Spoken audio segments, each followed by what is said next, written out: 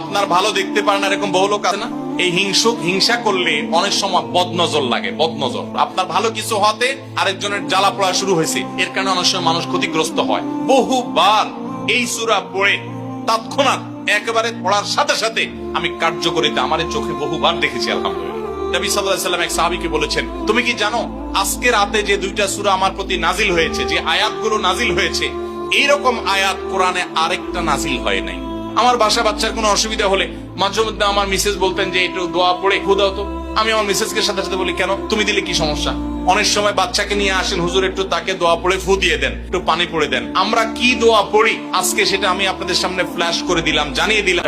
ফালাক এবং সূরা নাস আপনারা ঠিক মতো পড়বেন। দেখেন আপনার বাচ্চার কোনো অসুবিধা হয়েছে, আপনি নিজে পড়বেন। কোনো হুজুরি দিয়ে করতে পারলে ভালো। রাত 10টা বাজে বাচ্চা হঠাৎ কান্নাকাটি শুরু করছে, অস্বাভাবিক, আপনার কাছে মনে হচ্ছে অস্বাভাবিক কিছু, তো আপনি সূরা ইখলাস, সূরা ফালাক, সূরা নাস 3-3 বার পড়ে বাচ্চাকে ফু দেন। যদি আল্লাহর প্রতি ইয়াকিন থাকে আপনার, আল্লাহর শপথ করে বলছি, আমি নিজে আমার জীবনে বহুবার এই 3 সূরা পড়ে তৎক্ষণাৎ একেবারে